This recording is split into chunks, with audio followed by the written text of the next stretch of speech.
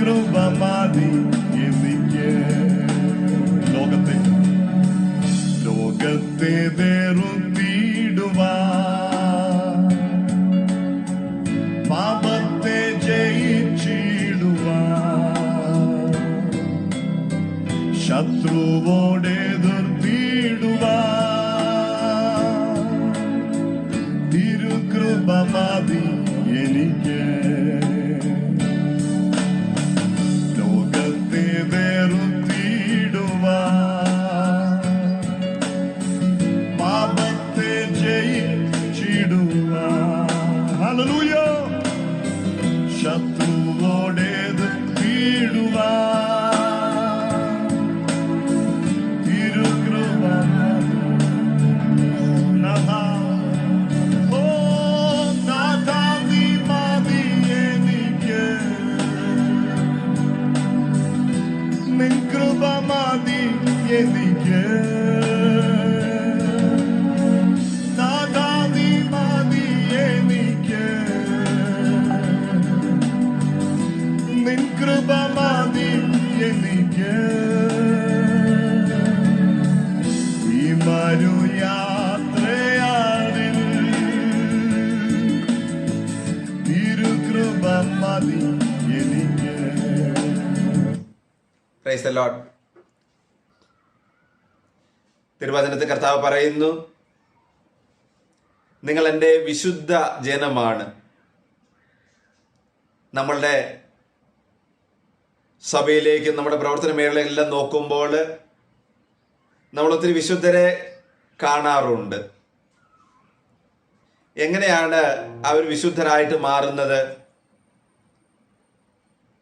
ബഹുഭൂരിപക്ഷം ആൾക്കാരുടെയും ജീവിതത്തിലേക്ക് നോക്കുമ്പോൾ ഒരുപാട് സഹനങ്ങൾ അവർ സ്വീകരിക്കുന്നു ജീവിതത്തിൽ.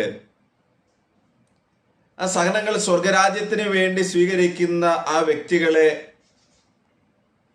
നമ്മൾ വിശുദ്ധരായിട്ട് കണക്ക് കൂട്ടുന്നു. നമ്മളുടെ ജീവിതത്തിലും പലപ്പോഴും ഒത്തിരി സഹനങ്ങൾ നമ്മൾ സ്വീകരിക്കാറുണ്ട്. സഹനങ്ങളില്ലാത്ത വ്യക്തികളില്ല. എന്നാൽ ദൈവരാജ്യത്തിൽ ഒരുവൻ വിശുദ്ധൻ എന്ന് പറയണമെങ്കിൽ അവൻ ദൈവരാജ്യത്തിന് വേണ്ടി സഹനം ഏറ്റെടുക്കുന്ന വ്യക്തിയായിരിക്കണം.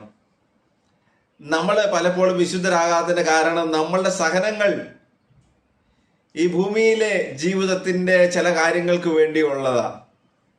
മാത്രമല്ല, നമ്മൾ ഏൽക്കുന്ന സഹനങ്ങൾ പലപ്പോഴും അത് എന്നെ ദൈവത്തിങ്കിലേക്ക് അടുപ്പിക്കണം എന്നുള്ള ധാരണയോടെ ഉള്ള സഹനമല്ല. അത് ആ ജീവിതത്തിലെ സാഹചര്യത്തിലുള്ള സഹനം നമ്മൾ മനസ്സില്ലാ മനസ്സോടെ എന്ന രീതിയിൽ അത് സ്വീകരിക്കുന്നു. പല അഭിപ്രായങ്ങൾ പറഞ്ഞ്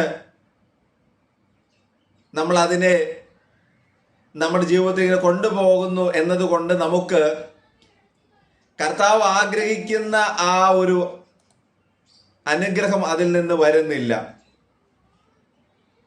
അതുകൊണ്ടാണ് കർത്താവ് പറഞ്ഞത്, നിങ്ങൾ ഓരോരുത്തരും വിശുദ്ധ ജനമാണ്.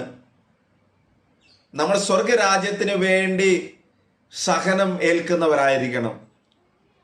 രണ്ടാമത്തെ പ്രധാനപ്പെട്ട കാര്യം, വിശുദ്ധരെ സഭ എങ്ങനെ പ്രഖ്യാപിക്കുന്നത്? അവരെ സഭ വിലയിരുത്തുന്നത് അവരിലൂടെ എന്തെങ്കിലും അത്ഭുതം നടക്കുന്നുണ്ടോ എന്നുള്ളതിലൂടെയാണ്. ഏതെങ്കിലും ഒരു വിശുദ്ധന്റെയോ വിശുദ്ധയുടെയോ പേരിൽ ഒരു അത്ഭുതം നടന്നതായിട്ട് സഭയ്ക്ക് മനസ്സിലാക്കാൻ പറ്റിയാൽ സഭ അവരെ വിശുദ്ധരായിട്ട് പ്രഖ്യാപിക്കുന്നു. നമ്മളും വിശുദ്ധരായി മാറണമെന്ന് ആഗ്രഹിക്കുന്നുണ്ടെങ്കിൽ നമ്മളിലൂടെയും അത്ഭുതങ്ങൾ നടക്കപ്പെടണം.